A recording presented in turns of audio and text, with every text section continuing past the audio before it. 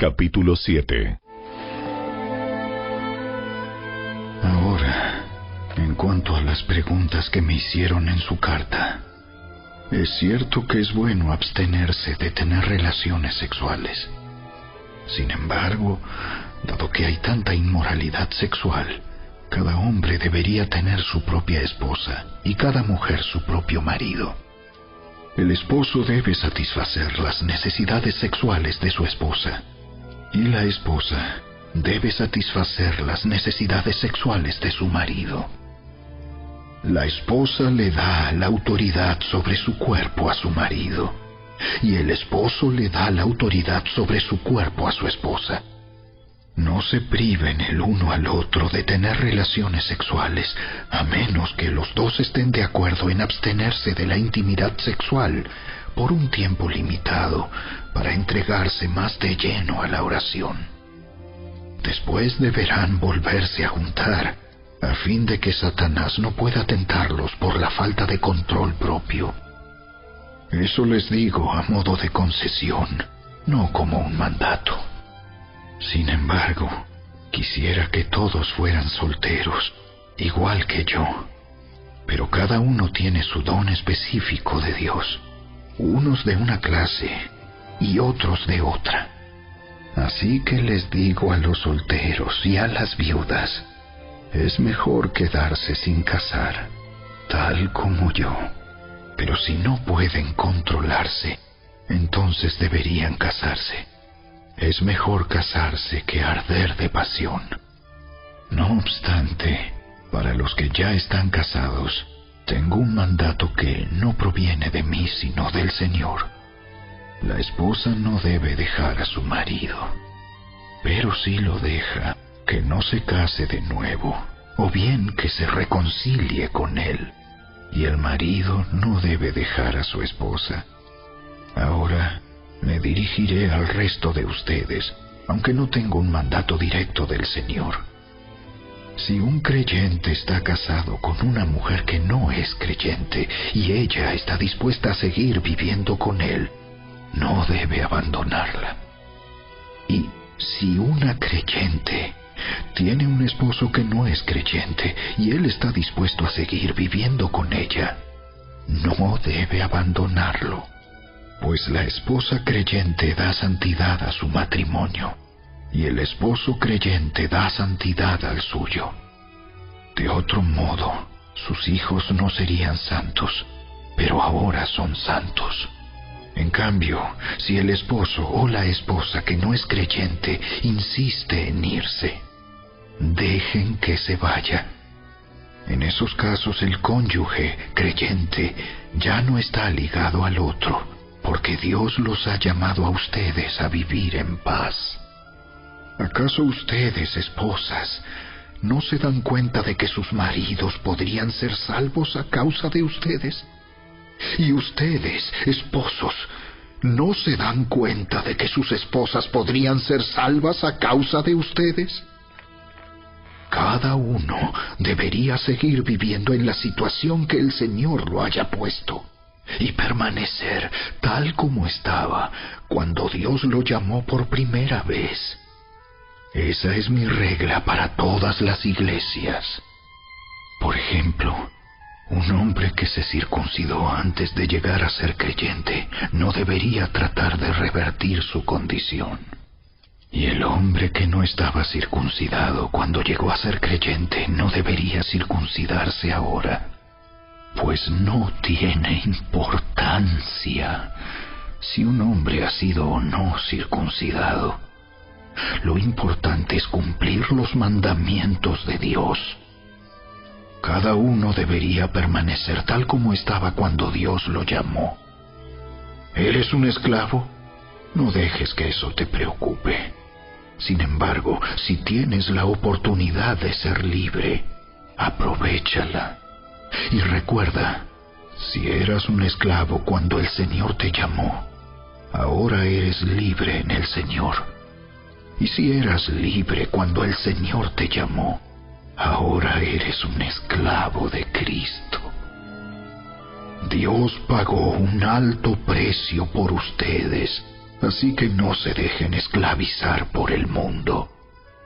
Amados hermanos, cada uno debería permanecer tal como estaba cuando Dios lo llamó por primera vez. Ahora, con respecto a la pregunta acerca de las jóvenes que todavía no se han casado, para ellas no tengo ningún mandato del Señor. Pero el Señor, en su misericordia, me ha dado sabiduría digna de confianza que les transmitiré a ustedes. Debido a la crisis actual, pienso que es mejor que cada uno se quede como está. Si tienes esposa, no procures terminar tu matrimonio. Si no tienes esposa, no busques casarte. Pero si te casas, no es pecado. Y si una joven se casa, tampoco es pecado. Sin embargo, los que se casen en este tiempo tendrán problemas, y estoy tratando de evitárselos. Déjenme decirles lo siguiente, amados hermanos. El tiempo que queda es muy breve, así que de ahora en adelante, los que estén casados no deberían concentrarse únicamente en su matrimonio. Los que lloran, o los que se alegran, o los que compran cosas, no deberían ser absorbidos por sus lágrimas, ni su alegría, ni sus posesiones. Los que usan las cosas del mundo no deberían apegarse a ellas, pues este mundo, tal como lo conocemos, pronto desaparecerá. Quisiera que estén libres de las preocupaciones de esta vida. Un soltero puede invertir su tiempo en hacer la obra del Señor y en pensar cómo agradarlo a Él. Pero el casado tiene que pensar en sus responsabilidades terrenales y en cómo agradar a su esposa. Sus intereses están divididos. De la misma manera, una mujer que ya no está casada o que nunca se ha casado puede dedicarse al Señor y ser santa en cuerpo y en espíritu. Pero una mujer casada tiene que pensar en sus responsabilidades terrenales y en cómo agradar a su esposo. Les digo esto para su propio beneficio, no para imponerles restricciones. Mi deseo es que hagan todo lo que les ayude a servir mejor al Señor, con la menor cantidad de distracciones posibles. No obstante, si un hombre piensa que está tratando a su prometida en forma impropia y que inevitablemente cederá a sus pasiones, que se case con ella como él desea. No es pecado. Pero si ha decidido con toda firmeza no casarse, y no hay urgencia y puede controlar sus pasiones, hace bien en no casarse. Así que el que se casa con su prometida hace bien, y el que no se casa hace aún mejor. Una esposa está ligada a su esposo mientras el esposo vive. Si su esposo muere, ella queda libre para casarse con quien quiera, pero solamente si ese hombre ama al Señor. Sin embargo, en mi opinión, sería mejor para ella no volver a casarse, y pienso que al decirles esto, les doy consejo del Espíritu de Dios.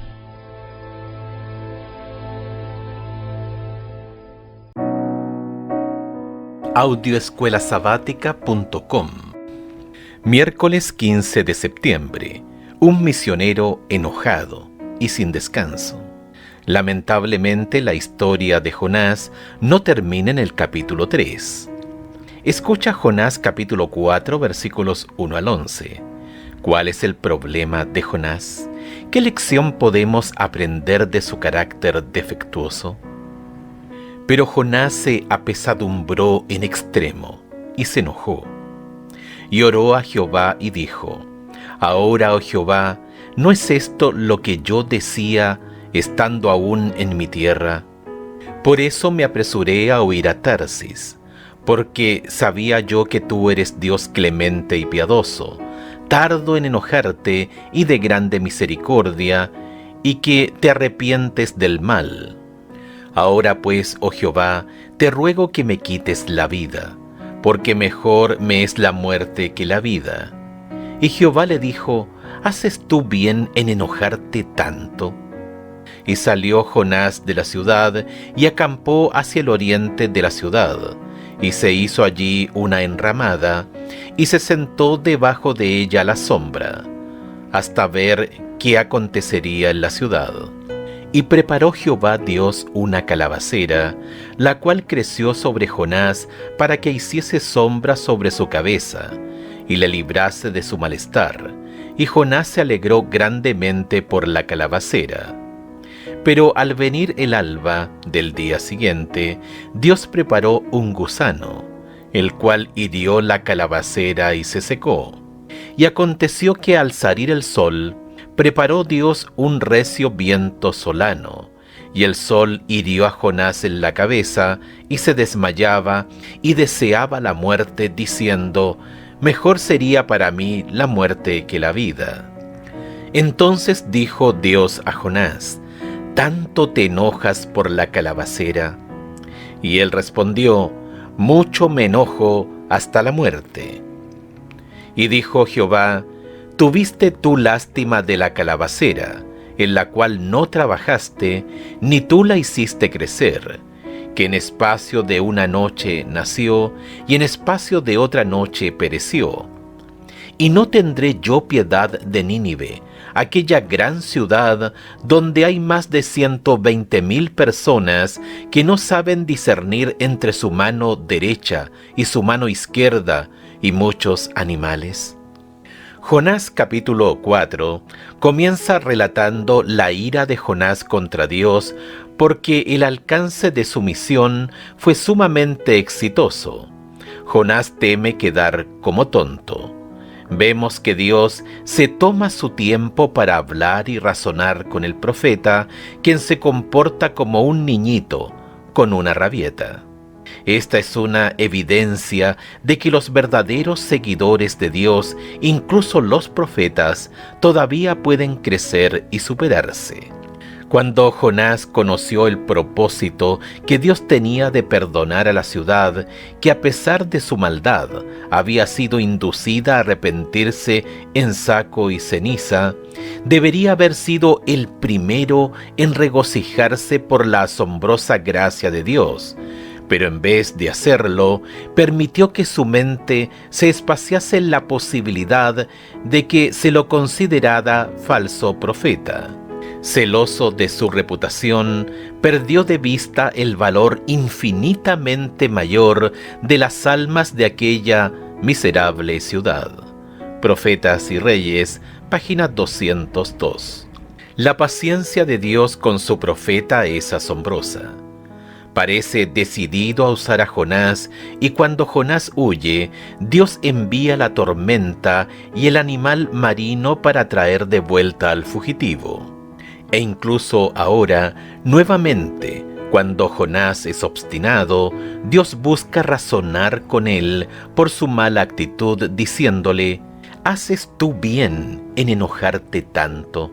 Jonás capítulo 4, verso 4. Escucha Lucas capítulo 9, versículos 51 al 56. ¿En qué se asemeja este relato a lo que sucedió en la historia de Jonás? Cuando se cumplió el tiempo en que él había de ser recibido arriba, afirmó su rostro para ir a Jerusalén, y envió mensajeros delante de él, los cuales fueron y entraron en una aldea de los samaritanos para hacerle preparativos. Mas no le recibieron, porque su aspecto era como de ir a Jerusalén. Viendo esto, sus discípulos Jacobo y Juan dijeron, Señor, ¿quieres que mandemos que descienda fuego del cielo, como hizo Elías, y los consuma?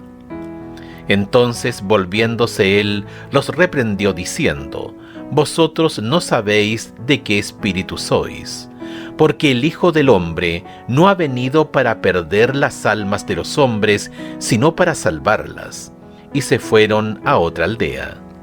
Porque de tal manera amó Dios al mundo, que ha dado a su Hijo unigénito, para que todo aquel que en él cree no se pierda, mas tenga vida eterna. Juan capítulo 3, verso 16. O como expresa Dios en Jonás capítulo 4, verso 11. Y no tendré yo piedad de Nínive, aquella gran ciudad donde hay más de 120,000 personas que no saben discernir entre su mano derecha y su mano izquierda, y muchos animales.